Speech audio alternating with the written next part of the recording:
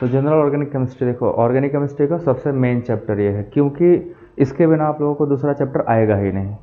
अभी क्या जीओसी, नाम भले इसका जीओसी हो कि जनरल ऑर्गेनिक है, but actually this is the main organic chemistry. जैसे होता है ना बॉडी में आपका पार्ट क्या है, ब्रेन, उसके बाद कहाँ ये पूरा सिग्नल देता है, पूरा आपका ब्रेन है, हार्ट है, ठीक है, लंग्स हैं, उसमें अगर हम ऑर्गेनिक केमिस्ट्री की बात करें तो पूरा जीओसी ब्रेन होता है, मतलब इसी में सब स्क्रू ड्राइवर है ये, यही सबको घुमाएगा, कौन कहाँ जाएगा, किधर को जाएगा, किधर को नहीं जाएगा, कौन इलेक्ट्रोफाइल, कौन न्यूक्लियोफाइल। तो जीओसी नाम से है, बट इसके बिना आपको ऑर्गेनिक केमिस्ट्री नहीं आने वाली है।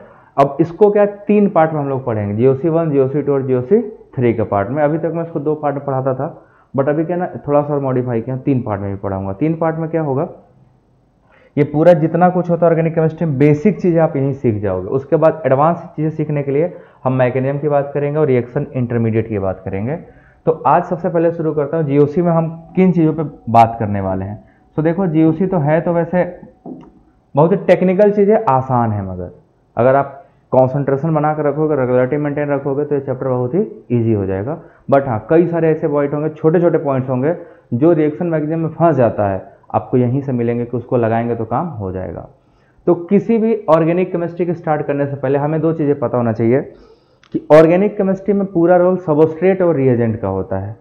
सबस्ट्रेट एक ऐसा रॉ मटेरियल होता है जिसपे रिएजेंट का अटैक होता है।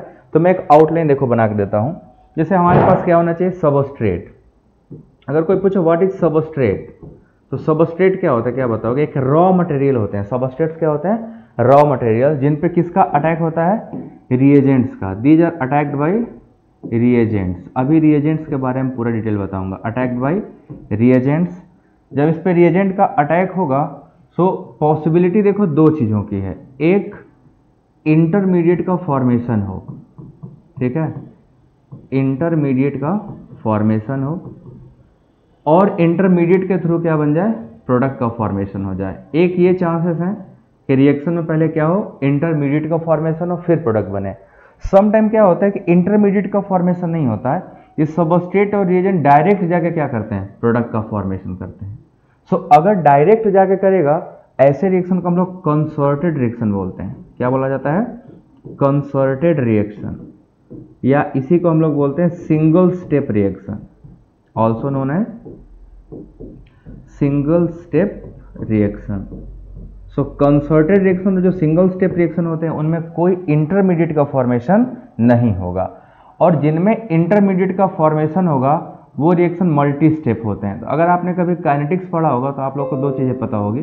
2 टाइप के रिएक्शन होते हैं, एक होता है एलिमेंट्री रिएक्शन जो सिंगल स्टेप में होता है, और एक होता है कॉम्प्लेक्स रिएक्शन जो मल्टीपल स्टेप्स में होते हैं। सो अगर ये इससे गया तो एलिमेंट्री रिएक्शन होगा, है ना, और इस स्टेप से गया तो कॉम्प्लेक्स। क्यों, पहले ये बनेगा फिर ये बनेगा तो कई स्टेप में हो जाएगा ना। सो इंटरमीडिएट से जाएगा और इससे।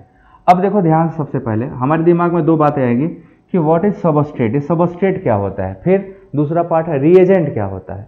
सबस्ट्रेट और रिएजेंट जो आपस में कैसे इंटरेक्ट करेंगे कि इंटरमीडिएट बनेगा नहीं बनेगा, फिर इंटरमीडिएट बन गया तो कैसे डिसाइड करेंगे प्रोडक्ट बनेगा या नहीं बनेगा, इन सारे बातों पर डिस्कस करना है। तो सबसे पहले देखो जो रिएजेंट्स हैं ये अटैकिंग एजेंट इनको कहा जाता है। Reagents are also known as attacking agents. अब अटैकिंग एजेंट बेटा 2 टाइप के होते हैं, एक को हम लोग इलेक्ट्रोफाइल बोलते हैं, नाम सुना होगा ना इलेक्ट्रोफाइल्स, और दूसरा क्या होता है, न्यूक्लियोफाइल्स। इसको हम लोग जीओसी 1 में पढ़ने वाले हैं, न्यूक्लियोफाइल्स। ये हमारा हो गया इलेक्ट्रोफाइल्स और न्यूक्लियोफाइल्स। इनका अटैक होता है किस पे, सबस्ट्रेट पे। ये कौन है, सबस्ट्रेट। अब सबस्ट्रेट क्या होता है, जैसे आप मान लो आपके पास एक पेड़ है, आपने उसको काटा हुआ है, पेड़ है आपके पास। अब जो पेड़ है वो एक रॉ मटेरियल है ना, अब उसका लकड़ी इतना मोटा सा अगर पेड़ कटा हुआ है तो अब वो रॉ मटेरियल है। हम उससे क्या क्या बना सकते हैं, हम उससे खिलौने बना सकते हैं, हम उसका प्लाई बना के टेबल कुर्सी मेज और तख्त बना सकते हैं, बेड बना सकते हैं, या उसी को हम काट काट के छोटे छोटे टुकड़ों में कर सकते हैं, उसको हम लोग जला के खाना बनाने के यूज कर सकते हैं, ईंधन की तरफ यूज कर सकते हैं। मतलब मटेरियल वही है बट उसके यूज क्या हो गया, अलग अलग। अब वो यूज किस पे डिपेंड करते हैं कि किसके हाथ में गया। लकड़हारा के हाथ में गया तो काट पीट के उसको क्या कर देगा, लकड़ी छोटे छोटे टुकड़े बना देगा। अगर आरा मशीन में भेजे तो उसको प्लाई बना देगा। अगर किसी मूर्ति बनाने वाले के पास भेज दिए तो कलाकारी करके उसमें क्या करेगा, लकड़ी का अच्छे अच्छे मूर्तियां बना देगा। सो ये सब रिएजेंट का काम है, कुछ सबस्ट्रेट को किस में कन्वर्ट करेगा।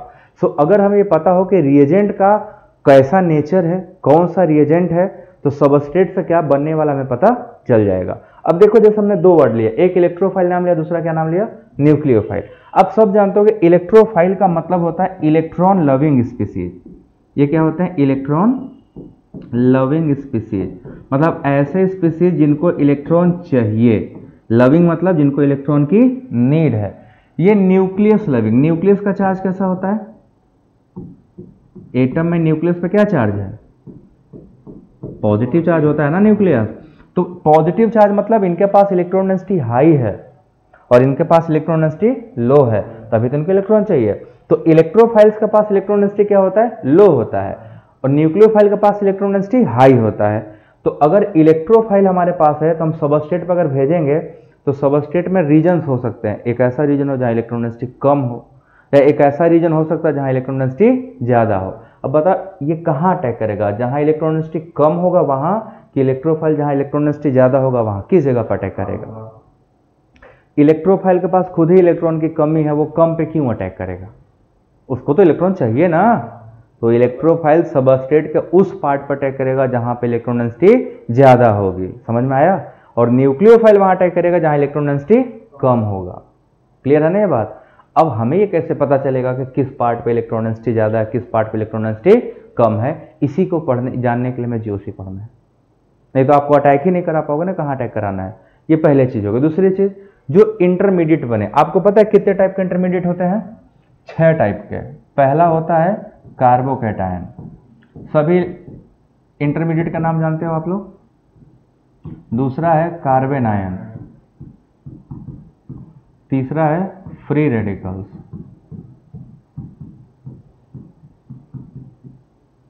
चौथा है कार्बीन, पांचवा है नाइट्रीन, और छठा है बेंजाइन। ये 6 रिएक्शन इंटरमीडिएट हैं। इन सबको डिटेल में पढ़ना हमको पूरा। तो अगर रिएक्शन इंटरमीडिएट से गया है तो बच्चों इनमें से कोई एक बनेगा, ठीक है, इन्हीं में से कोई एक बनेगा। अब इसमें देखो कार्बोकैटायन पॉजिटिव चार्ज होता है, कार्बन आयन नेगेटिव चार्ज होता है, नीचे के बाकी चारों न्यूट्रल होते हैं। सो अगर हमारा जो कार्बोकैटायन, मान लो सपोज करो रिएक्शन कार्बोकैटायन से गया, पॉजिटिव चार्ज बन गया, तो पॉजिटिव चार्ज पे इलेक्ट्रॉन डेंसिटी ज्यादा है कि कम है, कम है। पॉजिटिव चार्ज है तो इलेक्ट्रॉन डेंसिटी कम है। अब कम वाला स्टेबल होगा तब आगे जाएगा, कम स्टेबल होगा तब आगे जाएगा, स्टेबल होगा तब। जैसे हम यहां से चले, दोनों लोग मिले और ये बनाए, अब ये अनस्टेबल हो गए तो आगे जाएगा। जैसे होता है ना शादी ब्याह होता है ना, इंडियन हिंदू मैरिज में 2 तरीके मैरिज होते हैं। एक होता है सीधे दोनों को पसंद आ गया, कोर्ट मैरिज कर लिया, भाग के शादी कर लिया, ये वाला स्टेप डायरेक्ट, बीच में कोई तामझाम नहीं है। दूसरा होता है हम लोग जो अरेंज मैरिज करते हैं, उसमें क्या होता है दोनों आपस में मिले, एंगेजमेंट हुआ, इंटरमीडिएट स्टेज वही होता है ना, शादी हुआ, एंगेजमेंट हुआ, 2 महीने का टाइम मिल गया, 1 महीने का मिल गया ना। अगर उस 1 महीने में दोनों ने लड़ाई करके कपार फरोगल कर लिए, स्टेबल है कि अनस्टेबल है, वापस हो जाएगा नहीं रिश्ता, जहां चले थे वहीं वापस आ जाएगा। अगर दोनों में अच्छा बट गया, बन गया, तो आगे बढ़ेगा ना, तो फाइनलाइज हो जाएगा। सो अगर इंटरमीडिएट स्टेबल ही नहीं हुआ तो क्या प्रोडक्ट बनेगा। तो इंटरमीडिएट स्टेबल कैसे होगा, जो यहाँ पे बनेगे 5-6 वो, उनमें से जो भी है वो स्टेबलाइज होना चाहिए। जैसे कार्बोकैटायन एक में प्राइमरी बन गया, एक का सेकेंडरी, एक का टर्सरी, कौन सा मोस्ट स्टेबल होता है, टर्सरी कार्बोकैटायन। तो टर्सरी बनेगा तो सबसे ज्यादा आसान है उसको आगे बढ़ने का, प्राइमरी बना तो सबसे कम चांस है कि वो आगे जाएगा, प्राइमरी आर अनस्टेबल। सो कहने का मतलब ये है कि इंटरमीडिएट जितना ज्यादा स्टेबल होगा, रिएक्शन आगे उतना आसानी से जाएगा। अब हमें कैसे पता चलेगा कौन ज्यादा स्टेबल कौन कम, यही जानने के लिए पूरा जीओसी पढ़ना है। तो रिएक्शन तो इंटरमीडिएट बन गया, सो आगे जाने के लिए कौन से फैक्टर रिस्पॉन्सिबल हैं या पीछे जाने के लिए कौन से फैक्टर रिस्पॉन्सिबल है, we all have to study 1 by 1। तो उसी के लिए हमें पूरा क्या करना है, जीओसी पढ़ना है। अभी पहले मैं जीओसी 1 पढ़ाऊंगा आपको, जीओसी 1 में पूरा पढ़ाऊंगा substrate, reagent, bond cleavage, homolytic और हेटेरोलिटिक बॉन्ड क्लीवेज, ये कंप्लीट करेंगे।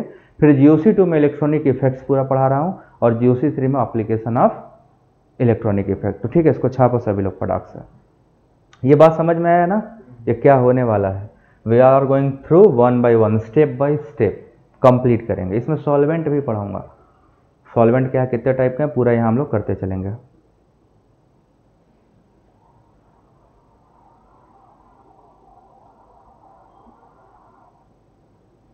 नोट्स अच्छे बनाना। इसके हर 2 लेक्चर के बाद डीपीपी देता जाऊंगा ताकि क्वेश्चन क्या होता है पैरेलल लगाते चलो। सो ऑर्गेनिक केमिस्ट्री अगर आपको पढ़ना है, आपको ऑर्गेनिक केमिस्ट्री समझना है, तो आप ये जीओसी पूरा अच्छे से पढ़ लो, आपको ऑर्गेनिक केमिस्ट्री का डर खत्म हो जाएगा। अब इसमें से कई सारी इंपॉर्टेंट बातें जो अभी मैं डिस्कस करना चाहता हूँ, जैसे कि 6 इंटरमीडिएट बने हैं। इन 6 इंटरमीडिएट में से कुछ इंटरमीडिएट क्या हैं, चार्ज हैं, कुछ न्यूट्रल हैं। अभी मैं आप लोगों से ही डिस्कस करूंगा, जिसको जिसको जो पता होगा बताएगा कौन सा इंटरमीडिएट कैसा है, पॉजिटिव, नेगेटिव, न्यूट्रल, फिर उसके बाद पैरामेटिक, डायमेटिक, फिर हाइब्रिडाइजेशन क्या है, 1 बाय 1 सब बात करेंगे हम लोग।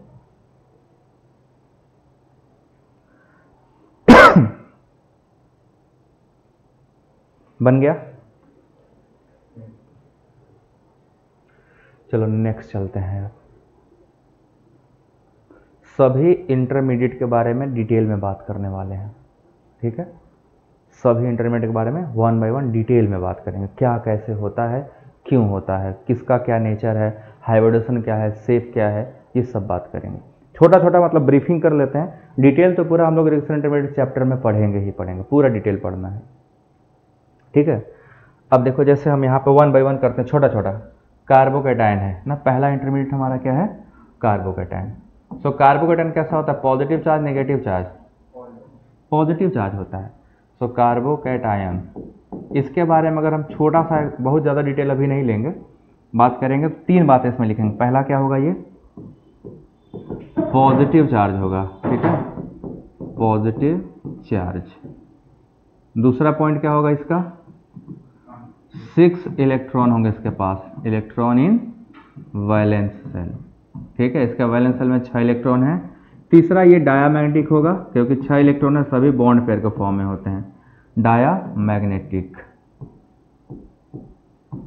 डायामैग्नेटिक, ठीक है। डायमेटिक स्पीसीज क्या होता है, जिनमें सभी इलेक्ट्रॉन क्या हो, पेयर्ड हो, मतलब 6 इलेक्ट्रॉन होंगे, ऑल आर और इलेक्ट्रॉन्स आर पेयर्ड। जहां पे पेयर्ड होगा वो हमेशा क्या होगा, डायमेटिक। फिर चौथा पॉइंट क्या होगा, ये sp2 हाइब्रिड होगा, sp2 हाइब्रिड।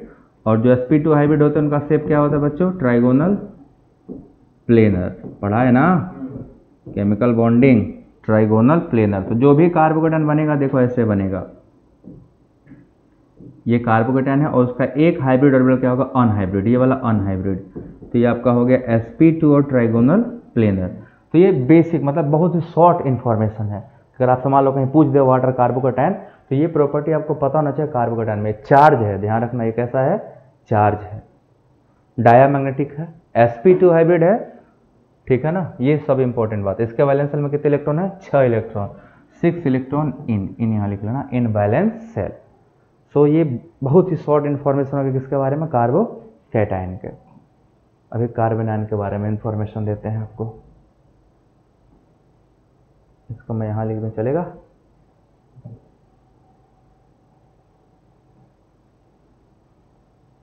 तो इसको पूरा रहने दो, गड़बड़ हो जाएगा नहीं।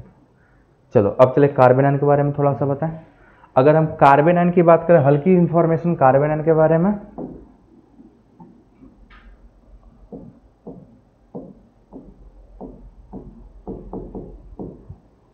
तो कार्बन आयन में चार्ज होता है कि न्यूट्रल होता है, बताइए। आप लोगों को पता होना चाहिए कार्बन आयन कैसा है, चार्ज है, कैसा चार्ज है, नेगेटिवली चार्ज है ना। सो नेगेटिवली चार्ज, पहली बात तो ये भी चार्ज निकला। दूसरा, इसके वैलेंस सेल में कितने इलेक्ट्रॉन होंगे, 8 इलेक्ट्रॉन इन वैलेंस सेल। अब इवन इलेक्ट्रॉन है तो सब क्या होगा, पेयर्ड होगा। तो ये भी कैसा होता है, diamagnetic, this is also diamagnetic, ठीक है। और चौथा, इसका हाइब्रिडेशन क्या है, carbon ions are sp3 hybrid, sp3 ammonia जैसा होता है ना। और इसका जो शेप होता है वो pyramidal in shape, pyramidal in shape. क्यों पिरामिडल इन शेप, क्योंकि इसमें देखो जो कार्बन आयन है वो एक बॉन्ड, 3 बॉन्ड पेयर और एक लोन पेयर होता है इसके पास, lone pair in the form of negative charge. So हम सब ने पढ़ा है कि निगेटिव चार्ज जो होता है वो लोन पेयर के इक्विवेलेंट होता है। तो ये हमारा कार्बन आयन है ना। इस ऑर्बिटल में क्या है, एक तो निगेटिव चार्ज, जैसे लोन पेयर अमोनियम होता है, NH3 में 3 H होता है यहाँ पे, और ये N और एक लोन पेयर, तो कैसा पिरामिडल इन शेप। तो ये भी कैसा निकला, डायमैग्नेटिक। ठीक है, दिस टू आर डायमैग्नेटिक। अब ये बात बताओ, एक चीज देखो यहाँ पे लिख लेना, कार्बोकैटायन वाले में पीछे कर लेता हूँ मैं। ये पॉजिटिव चार्ज है तो किसकी तरह बिहेव करता है, इलेक्ट्रोफाइल की तरह, दिस इज इलेक्ट्रोफाइल। ठीक है ना, ये इलेक्ट्रोफाइल है। जो निगेटिव चार्ज है ये किसकी तरह बिहेव करेगा, ये न्यूक्लियोफाइल है। कार्बन आयन्स आर न्यूक्लियोफाइल, जिनका ऑक्टेट पूरा हो, नेगेटिव चार्ज हो, दे बिहेव एज न्यूक्लियोफाइल।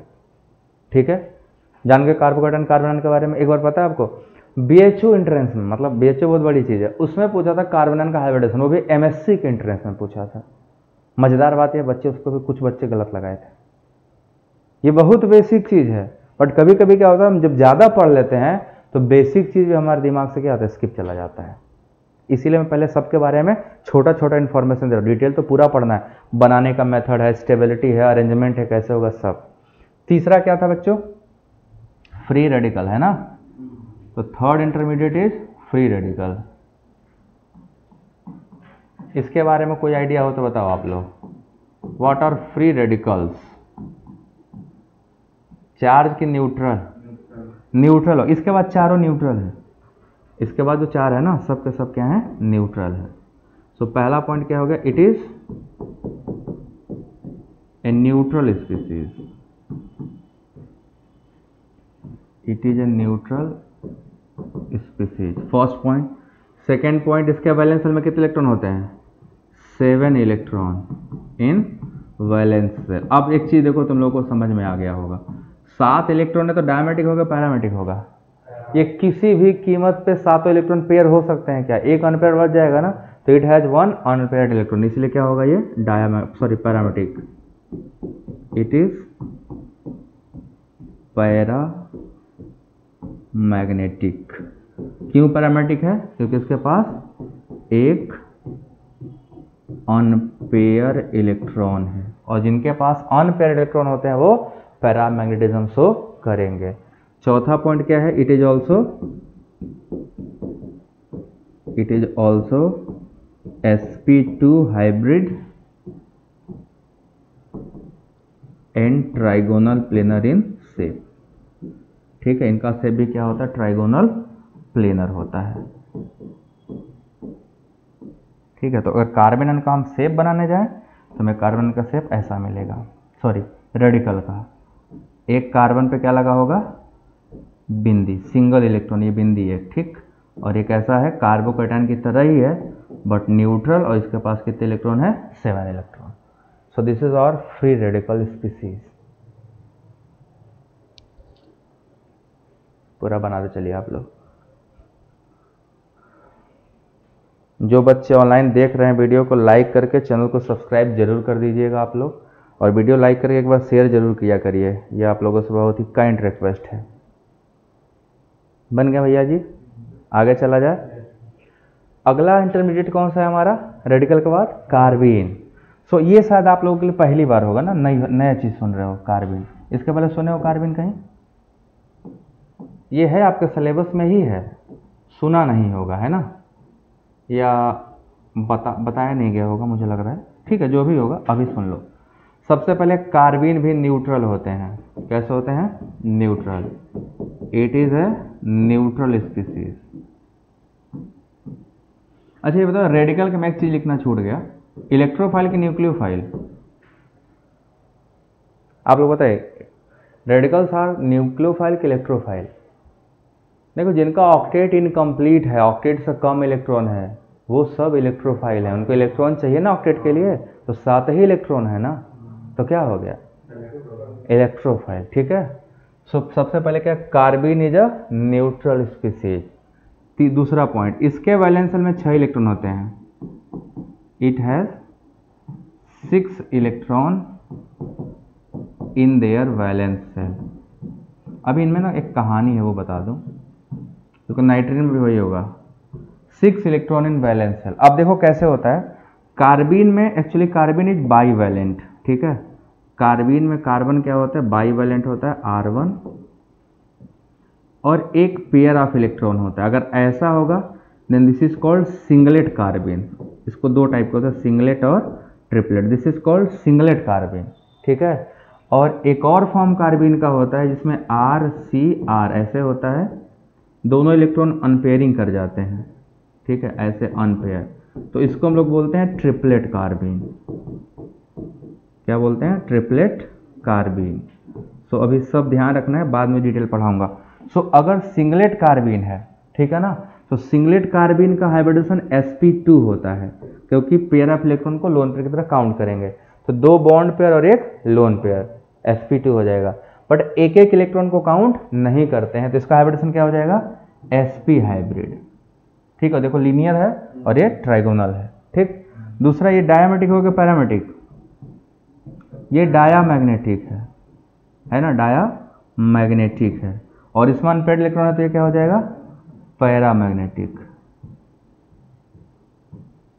तो अभी हम लोग बेसिक चीज पढ़ रहे हैं तो हमें पता होना चाहिए बाईवैलेंट। ये क्या होते हैं, बाईवैलेंट। बाईवैलेंट का मतलब जिनमें दो बॉन्ड हो, है ना। तो कितने सिग्मा बॉन्ड है इनमें, दोनों में 2 सिग्मा बॉन्ड। कार्बोकेटन कितना वैलेंट है, ट्राईवैलेंट, 3 सिग्मा बॉन्ड है। इलेक्ट्रॉन डेफिशिएंट 6 इलेक्ट्रॉन वहां भी है, 6 इलेक्ट्रॉन देखो यहाँ भी है। This is bivalent and that is trivalent, दोनों में 6 इलेक्ट्रॉन था। सो आपको ट्रिपलेट कार्बन और सिंगलेट कार्बन को थोड़ा सा याद रखना है। कब तक याद रखना है, जब तक हम रिएक्शन इंटरमीडिएट पढ़ाना स्टार्ट ना कर दें, ठीक है ना। सो आप लोग थोड़े दिन तक याद रखना, बाकी ज़्यादा दिन तक याद रखने की जरूरत नहीं है, मैं पूरा आने वाला हूँ। अभी क्योंकि बेसिक समझा रहा हूँ तो बस समझने के लिए था। ये बात क्लियर हो गया, ठीक है। न्यूट्रल है सबसे पहले, इलेक्ट्रोफाइल की न्यूक्लियोफाइल, क्योंकि इनमें इलेक्ट्रॉन कितना है, 6 ही तो है। तो जिनमें इलेक्ट्रॉन की कमी होगी वो इलेक्ट्रोफाइल होते हैं, तो लिखते चलना सब में। This is carbene. तो अगर कोई पूछेगा कि कार्बन का हाइब्रिडेशन क्या है, तो आप उससे पहले पूछना सिंगलेट का पूछ रहे हो कि ट्रिपलेट का, दोनों का अलग अलग होता है। आप देख सकते हो ना, दोनों का अलग अलग है।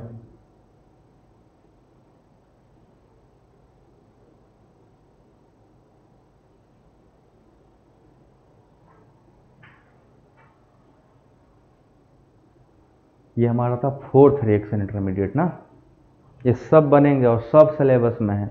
मैकेनिज्म जब कराऊंगा पूरा पढ़ाऊंगा, पूरा मैकेनिज्म डिटेल पढ़ना हम लोगों को, क्योंकि सारी कहानी ऑर्गेनिक के मैकेनिज्म में ही है।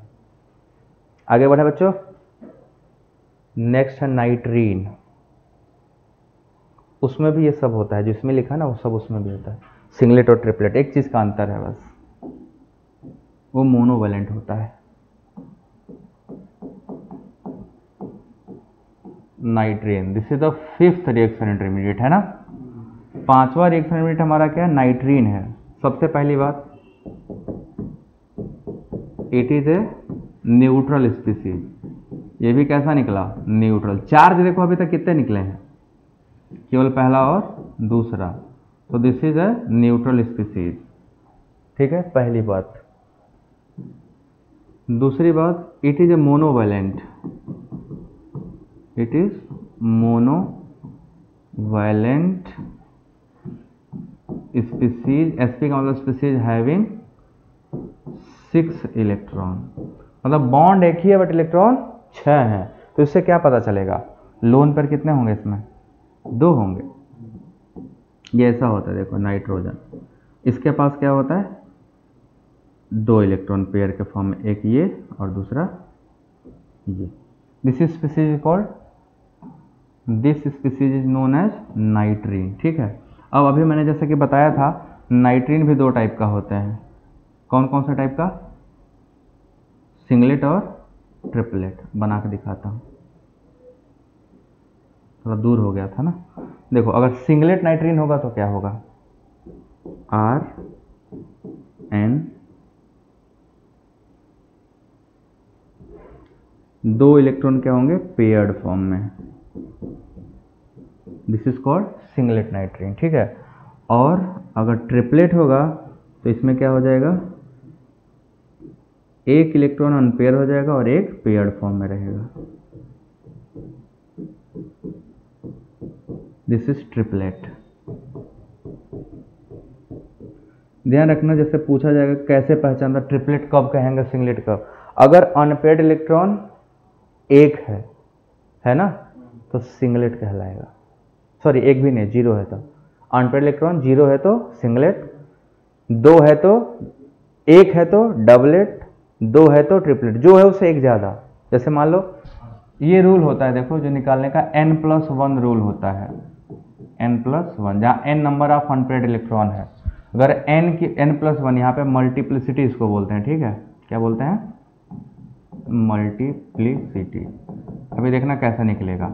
अगर मल्टीप्लिसिटी की वैल्यू जीरो आ गई तो हम क्या बोलेंगे, सिंगलेट। एक आ गई तो डबलेट।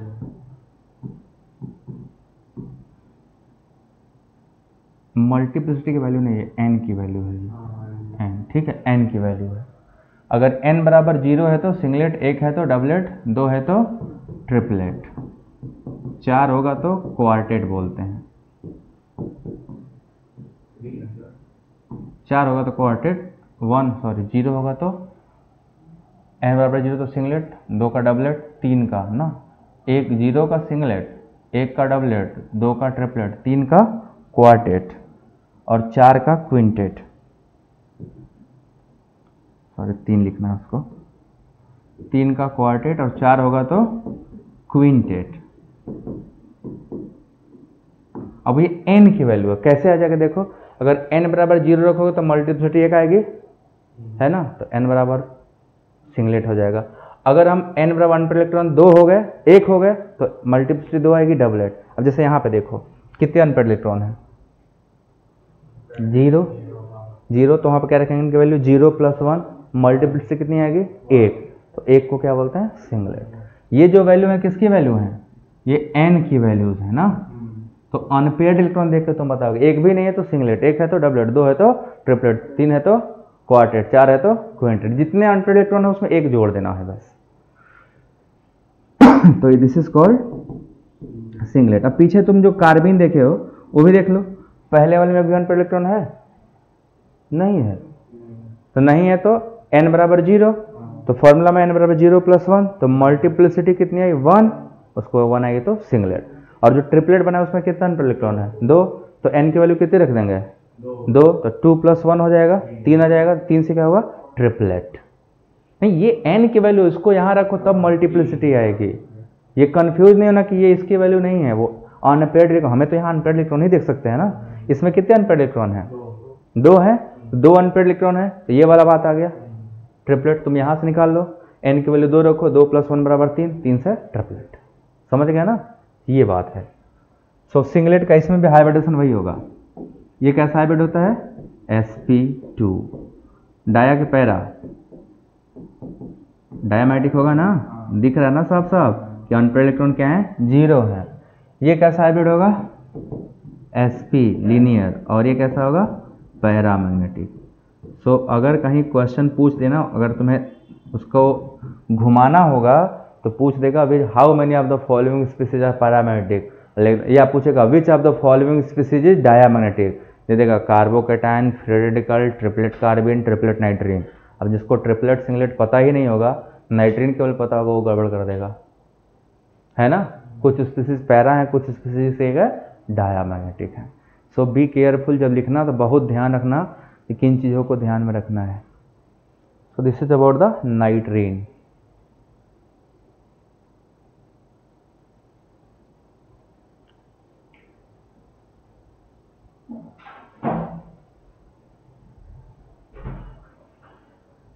बाहरी वाला लाना।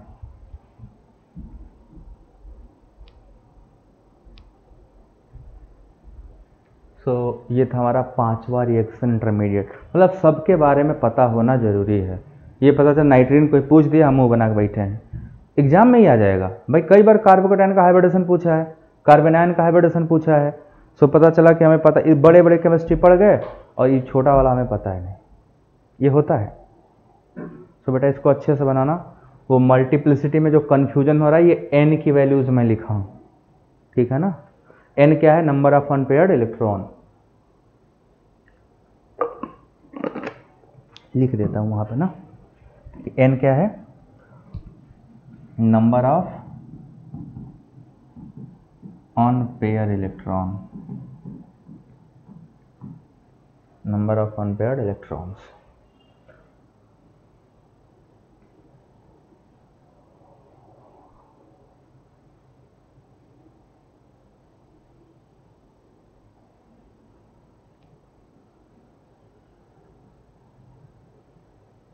अब आखिरी बचा हम लोगों का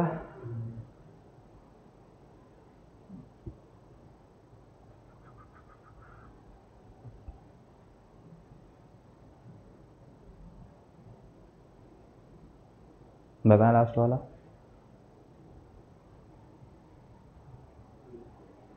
लास्ट है बेंजाइन, सबसे सरल होता है वो,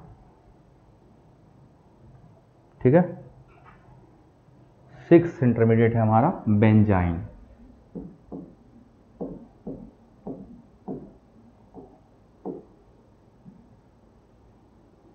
तो बेंजाइन जो है ना वो पहला और इकलौता है जो एरोमेटिक है, ठीक है। तो सबसे पहला न्यूट्रल होगा कि पॉजिटिव चार्ज की neutral, so it is also neutral, it is a neutral species. और ये इलेक्ट्रोफाइल होगा कि न्यूक्लियोफाइल, इलेक्ट्रोफाइल। सब इलेक्ट्रोफाइल एक को छोड़ के, किसको, कार्बन आयन को, वो नेगेटिव चार्ज था। दूसरा ये it is an aromatic compound, तो इसमें ऑक्टेट वॉक्टेट की टेंशन नहीं है, it is an aromatic compound. Benzene इकलौता है जो एरोमेटिक कंपाउंड होता है। थर्ड जो सबसे इंपॉर्टेंट पॉइंट है, all carbons are sp2 hybrid. दिखेगा ट्रिपल बॉन्ड बट होता नहीं है। All carbon are sp2 hybrid. इसमें बस इतना ही पॉइंट है, ठीक है। ये देखो स्ट्रक्चर इसका, बेंजीन जो होता है ये बेंजीन, इसमें एक, इसमें क्या होगा, डबल बॉन्ड की जगह triple bond. This species is called benzene. जो ट्रिपल बॉन्ड है उसको sp मत सोच लेना, इसके सभी कार्बन कैसे होते हैं, sp2 ही होते हैं। बच्चे इसमें कंफ्यूज हो जाएंगे, ट्रिपल बॉन्ड को देख के मार देंगे क्या, वो sp हाइब्रिड है, बट वो sp हाइब्रिड नहीं है। एक्चुअली बेंजाइन ऐसे बनता है, ये जब शुरू में रहता है ना तो एक सिंगल इलेक्ट्रॉन यहाँ रहता है जो ओवरलैप करता है। ये जब ओवरलैप करते हैं दोनों तो बॉन्ड बहुत ही ज़्यादा बेंट हो जाता है, और बेंट होने के लिए हाईली स्ट्रेन होता है, अपने रिंग को ओपन करना चाहता है, जिसकी वजह से ये इलेक्ट्रोफाइल का बिहेव शो करेगा। ये देखो ऐसे बनता है ओवरलैपिंग से, तो बहुत ही बेंट हो जाने की वजह से हाईली अनस्टेबल हो जाता है, तो तुरंत रिएक्ट करेगा ये, ठीक है। सो this is the all about 6 reaction intermediate का, थोड़ा डिटेल के बारे में, बहुत डिटेल नहीं है, बट हाँ हाइब्रिडेशन, शेप, ज्योमेट्री हम लोगों को थोड़ा पता होना जरूरी था, जो पता हो चुका हम लोगों को।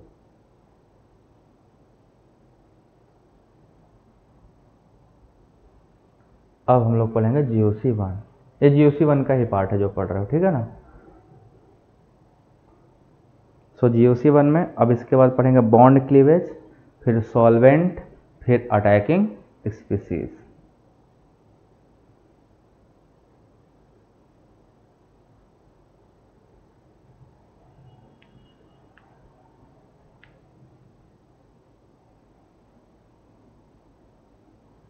ये सब नीट जेईई के फेवरेट टॉपिक्स हैं। एक क्वेश्चन तो इंटरमीडिएट से आता ही आता है, चाहे स्टेबिलिटी का क्वेश्चन पूछे, चाहे हाइब्रिडेशन पूछे, चाहे शेप और ज्योमेट्री पूछे, या बनाने का मेथड पूछे, कुछ ना कुछ तो पूछेगा, ये तय है। चलो अब हेडिंग डालो, बॉन्ड डिसोसिएशन और बॉन्ड क्लीवेज। बॉन्ड डिसोसिएशन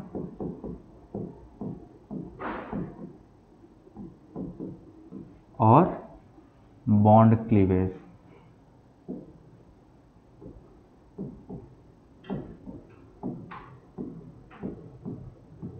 अब पता चलेगा ना कि ये बॉन्ड बनते कैसे हैं, जो भी बनाए हैं कार्बोकेटाइन फ्री रेडिकल, ये सब कैसे बनते हैं। तो ये हम लोग पढ़ने वाले बॉन्ड डिसोसिएशन और बॉन्ड क्लीवेज, 1 बाय 1 पूरा सीखने वाले हैं।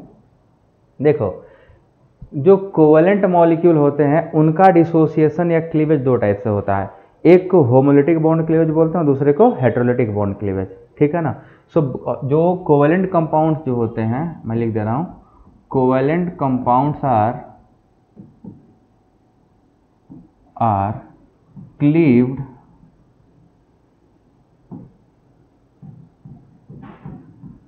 by any of the two methods, इनमें से किसी मेथड से भी क्लीव हो सकता है। पहला मेथड क्या है? Homolytic bond cleavage.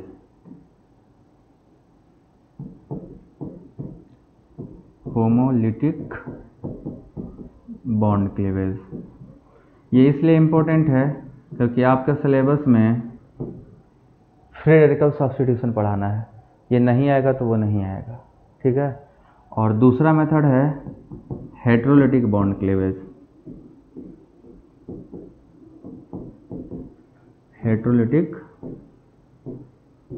Bond cleavage ये दूसरा मेथड है। इसको हम लोग होमोलिसिस के नाम से भी जानते हैं और इसको हम लोग हेटेरोलिसिस के नाम से जानेंगे। हेटेरोलिसिस ये दोनों को डिटेल पढ़ने वाले हैं, तभी तो रिएजेंट का अटैक समझ में आएगा, ठीक है। सो इसको बनाइए होमोलिटिक बॉन्ड क्लीवेज या होमोलिसिस, और दूसरा क्या है? हेटेरोलिटिक बॉन्ड क्लीवेज या हेटेरोलिसिस, और इसमें हम लोग पहला डिटेल में पढ़ने वाले हैं।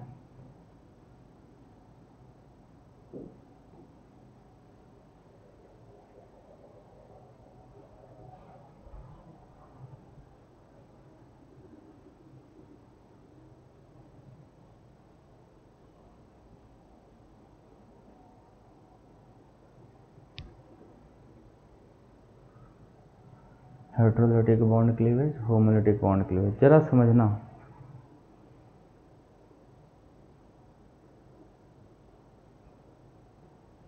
पहला हेडिंग डाल लो, homolytic bond cleavage. Bond fission भी कहा जाता है, ठीक है ना। बॉन्ड डिसोसिएशन, बॉन्ड फिजन या बॉन्ड क्लीवेज। तो होमोलिटिक बॉन्ड फिजन,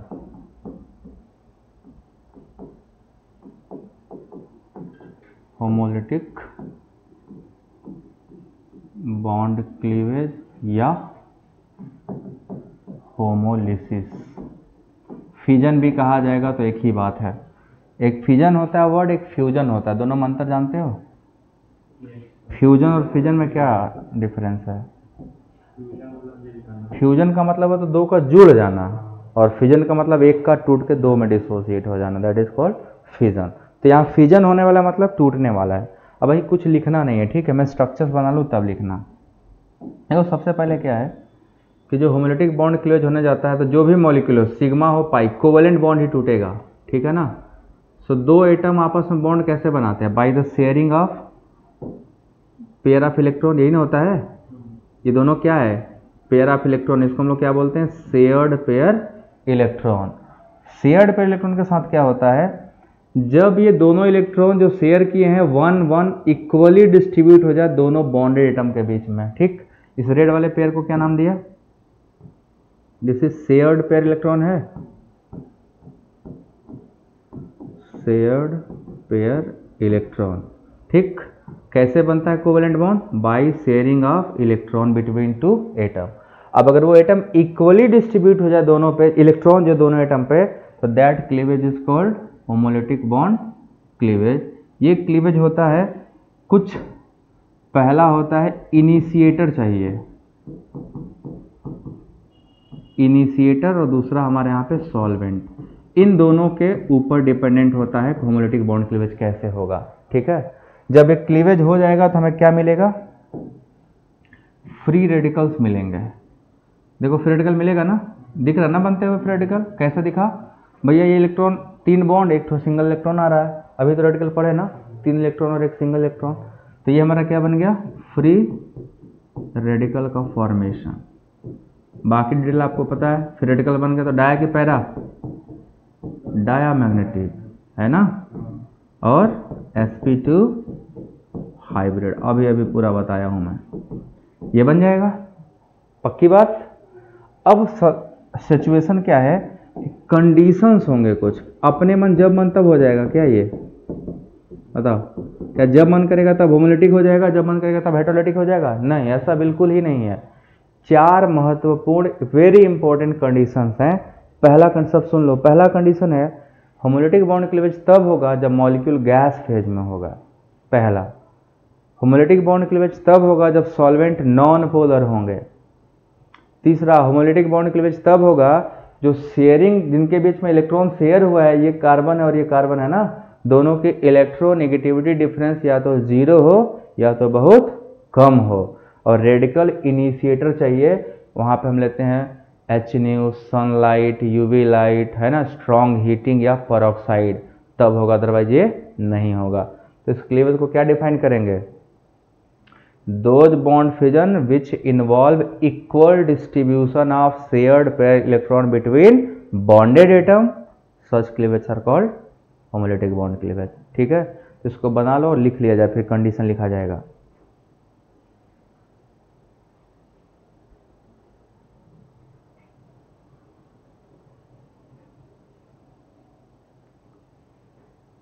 पूरा डेफिनेशन मैं लिखूंगा तो लंबा होगा, बोलूंगा आप लोग लिख लेना।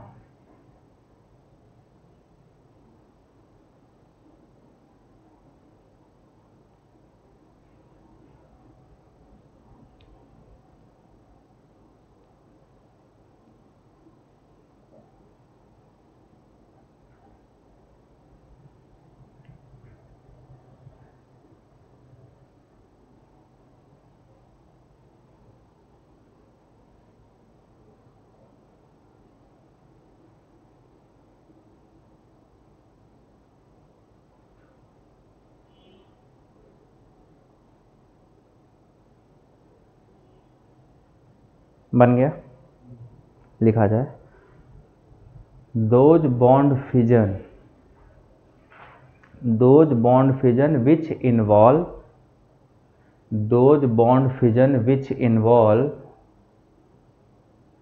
equal distribution of shared pair electron,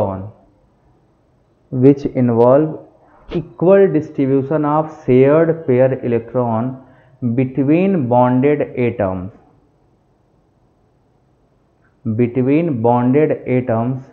are called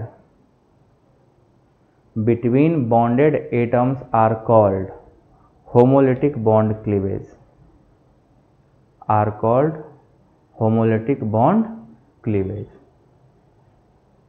अब आइए कंडीशन देखते हैं। हेडिंग डाल लो कंडीशन। किस चीज के लिए कंडीशन? होमोलिटिक बॉन्ड क्लीवेज के लिए। So conditions for homolytic bond cleavage या होमोलिसिस। अभी मैंने बताया पहला कंडीशन क्या होगा? मॉलिक्यूल शुड बी इन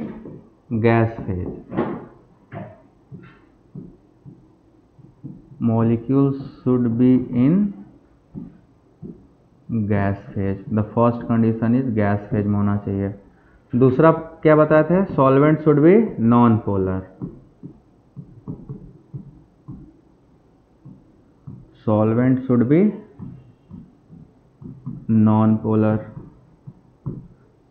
तीसरा पॉइंट क्या बताया मैंने अभी? नॉन पोलर सॉल्वेंट के एग्जांपल देख लो। कोई एग्जांपल याद हो नॉन पोलर के तो आप लोग बताओ जरा। तो किसी को नॉन पोलर सॉल्वेंट पता हो? हाँ, ये सॉल्वेंट नॉन पोलर है। किसी को? HCl नॉन पोलर सॉल्वेंट है। बेंजीन और CCl4, कार्बन डाइसल्फाइड, N-हेक्सेन, अभी सब पढ़ाने वाला हूँ। These all are the class of non polar solvent. ठीक है। तीसरा कंडीशन है इलेक्ट्रोनेगेटिविटी डिफरेंस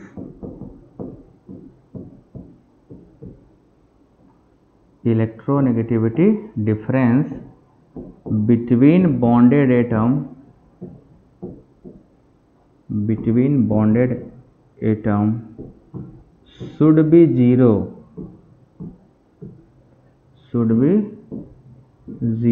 और वेरी स्मॉल। या तो जीरो हो या तो बहुत ही कम हो, क्योंकि अगर स्मॉल नहीं हुआ तो इलेक्ट्रॉन पर एक ही तरफ खींच जाएगा। ठीक है ना। शुड बी वेरी स्मॉल और जीरो। और चौथा कंडीशन क्या है? Radical initiator is required. Radical initiator का मतलब क्या हुआ? जो फ्री रेडिकल बनाए ना, सो फ्री रेडिकल बनाने वाले देखो स्पीसीज कौन कौन से, मैं यहीं पे टेबल बना दे रहा हूँ। ठीक है, ऊपर का तो लिख चुके हो, यहीं से दिखना है सभी लोग, देखना क्या क्या है।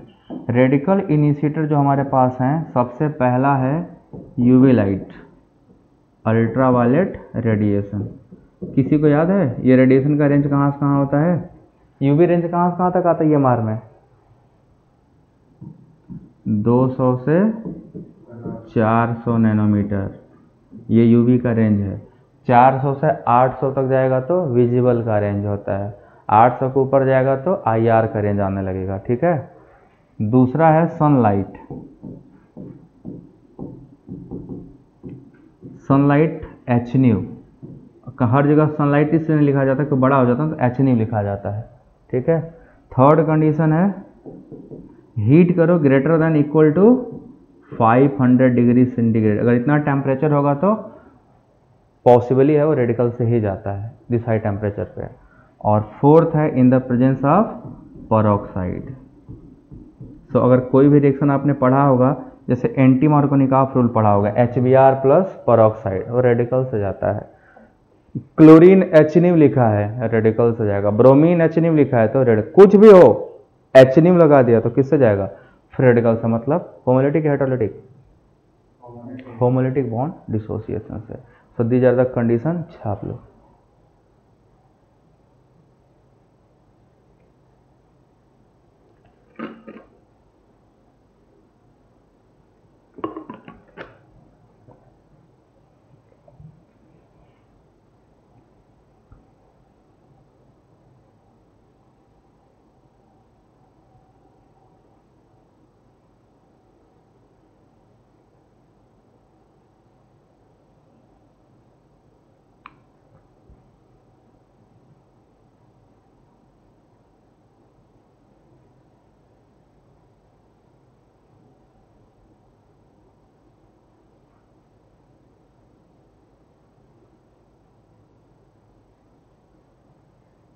चले आगे। नेक्स्ट है heterolytic bond cleavage. Heterolytic bond cleavage,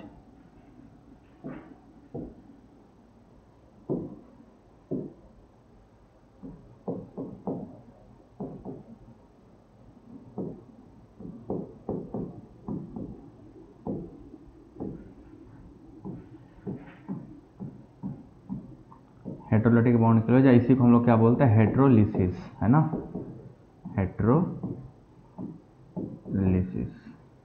सो हेटेरोलिटिक बॉन्ड क्लीवेज और हेटेरोलिसिस हम लोग पढ़ने वाले हैं। देखो हेटेरोलिटिक बॉन्ड क्लीवेज में क्या होगा, मतलब शेयर्ड पेयर जो इलेक्ट्रॉन होगा वो किसी एक ही साइड शिफ्ट हो जाएगा ना, दोनों शेयर्ड पेयर में बराबर नहीं बढ़ेगा। जो दो एटम मिलकर बॉन्ड बनाए होंगे शेयरिंग से, कोई एक लेके भाग जाएगा। कौन लेके भागेगा? जो लेस इलेक्ट्रोनेगेटिव होगा कि जो हाई इलेक्ट्रोनेगेटिव होगा? जो हाई इलेक्ट्रोनेगेटिव होगा। हाई इलेक्ट्रोनेगेटिव स्पीसीज इलेक्ट्रॉन छीन के भागते हैं। ठीक है ना, तो देखो कैसे होगा। जैसे मान लो हमने ये बॉन्ड बनाया, ये Cl है और ये क्या है? कार्बन। तो Cl पे क्या चार्ज होगा? इतना बड़ा बॉन्ड नहीं बनेगा, थोड़ा अच्छा बनाने दो।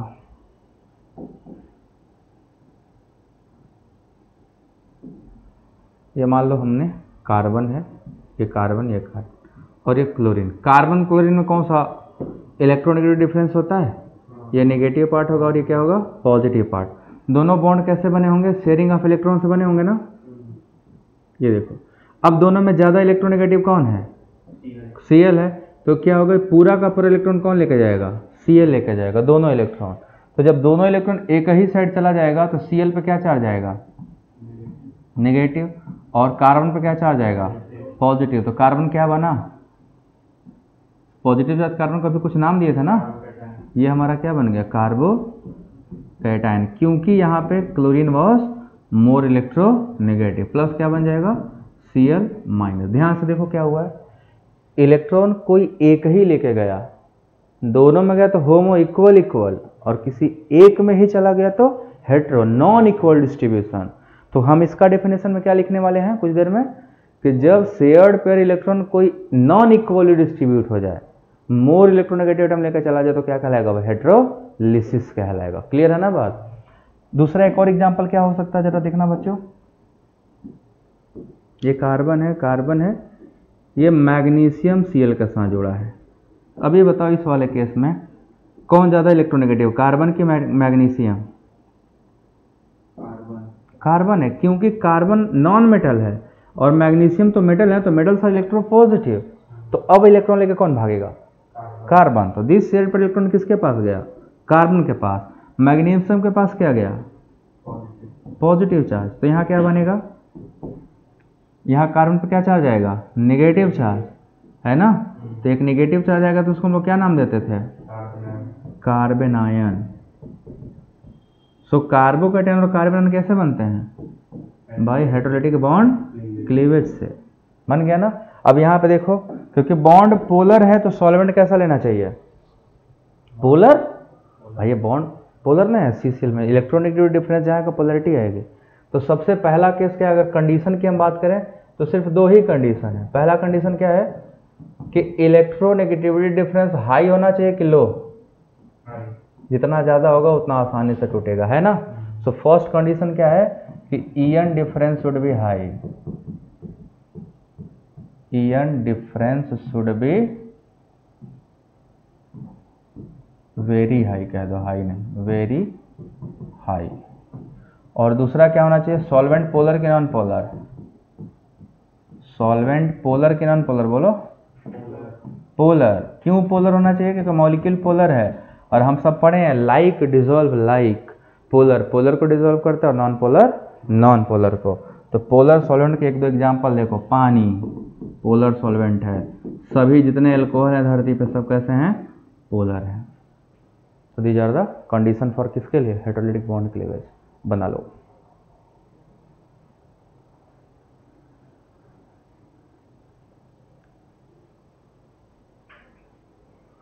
सो ये हमारा बॉन्ड फिजन हो गया ना, या बॉन्ड क्लीवेज या बॉन्ड डिसोसिएशन। अब हम लोग पढ़ेंगे type of solvent, type of reagents और उनके डिटेल के बारे में।